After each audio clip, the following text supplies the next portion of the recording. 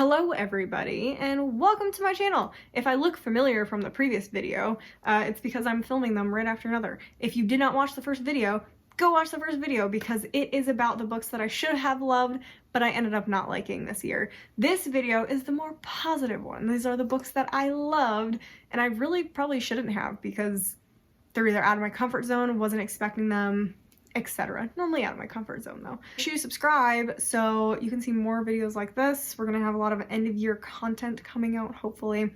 Some more book recommendations, book reviews, a lot of other things going on, including a Goodreads reading blog, which is taking forever, but I don't know when it's gonna come out. It was supposed to come out December 8th, but it is not. It's not going to come out December 8th because I am behind on reading the books. But anyway, let's talk about what you guys came here for, which is books that I should have hated, but I ended up really liking. So first on that list is The Invisible Life of Addie LaRue. This is one of the first books that I read this year.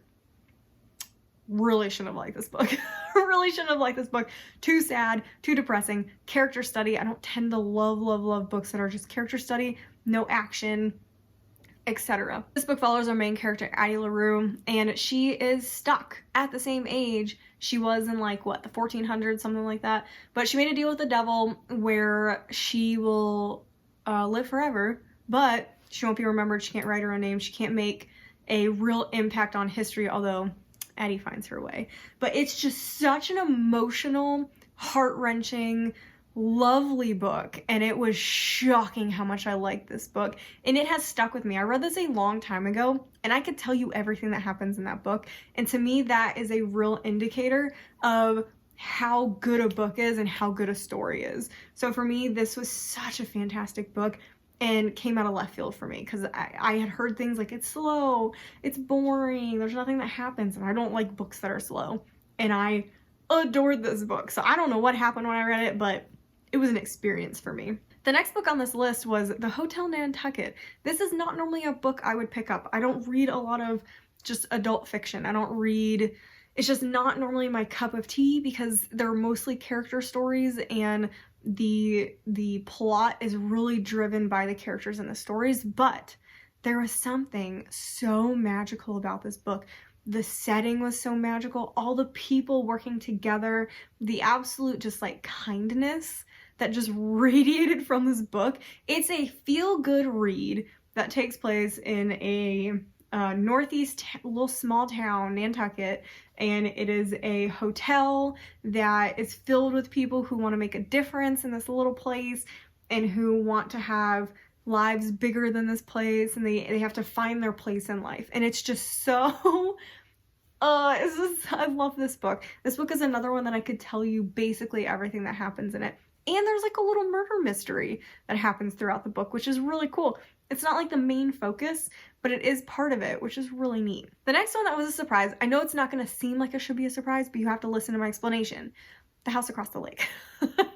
I really like this. I did not like this as much as his other books, but I should not have liked this at all. I don't like when I feel like things come out of left field. If the book does not make sense, I normally don't like it. The twist in this, to me, I did not see coming. I literally gasped and started laughing. It took me about 3 hours of processing to continue the book, and I loved it. Normally that would cause me to DNF a book and be like, okay, I'm done. This is stupid. I didn't see this coming. This made no sense with the plot. It's dumb. However, something about the writing and the way that it was done, I loved it. It still makes me crack up because it's so absurd, but for some reason I had so much fun with it for the rest of the book, and it was just fun. It was a fun thriller, and I weirdly enjoyed it immensely, and I really should not have enjoyed it. The next one, ooh, this one's a tough one. This is a really tough one.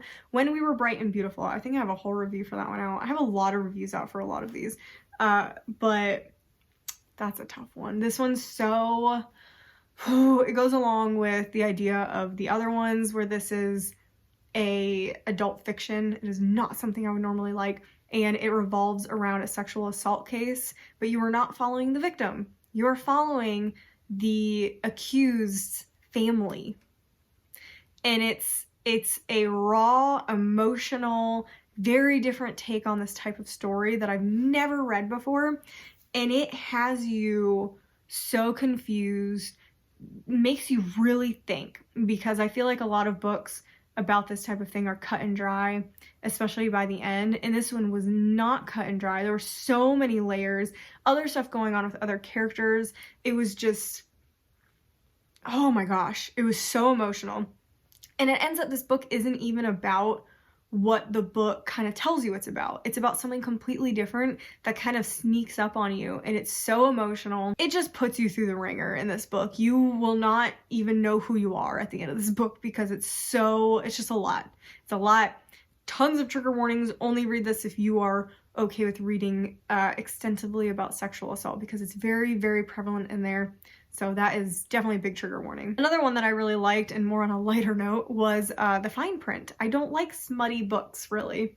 Really don't like them, but I got it because it's basically fake Disneyland and the new owner of Disneyland, and they are, or Dreamland, whatever it's called, and he ended up falling in love with somebody. So, I mean, it's not normally what I would read because I don't read very, very, very intense smut, but this was so good. It had a weirdly great plot. I was actually sucked into the book, and I was like, this is actually pretty fantastic. And I felt like it made sense, everything that happened in there. There wasn't just random smut like thrown throughout the book. No, this is like, it makes sense. And it was probably still a little heavy for me, but I ended up really enjoying it. The next book that I shouldn't have liked is From Below. I have a whole review for this, but this was one of the scary, I don't read a lot of horror. This is one of the scariest horror books I've ever read because it has all my fears. Underwater, can't escape, underwater zombies. Zombies are like normally a fear of mine, but underwater zombies are like a new fear that's been unlocked. Like, it's even worse. It's even worse. And sunken shipwrecks, exploring them. Those are all my fears. All of them.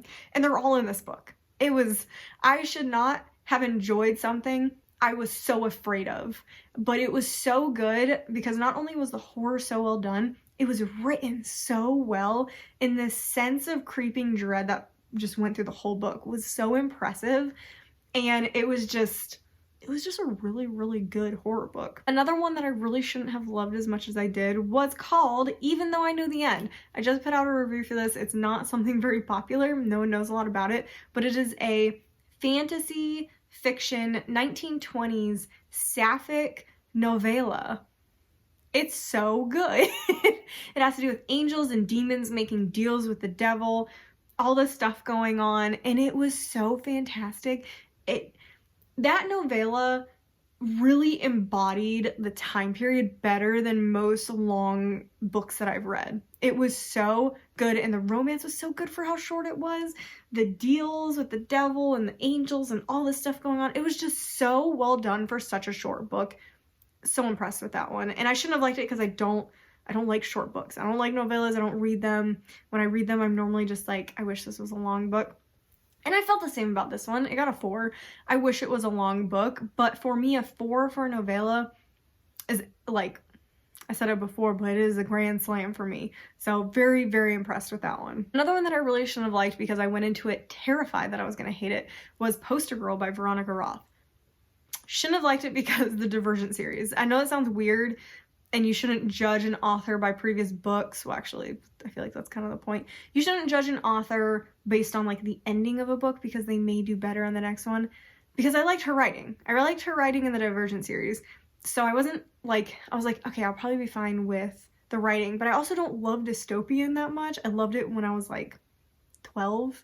But oh my gosh, this book is going to live with me for so long. And I think that's because it mostly focused on the after part of the dystopian novel. Like, most dystopian novels are all about overthrowing the government and you're in that like wartime zone. This was the piece after the government had already been overthrown, 10 years after, and you're following a person who was actually in the previous government, like an important person and part of important families in the previous government, and her and the previous government, those people's struggles and the struggles of people who are in the rebellion.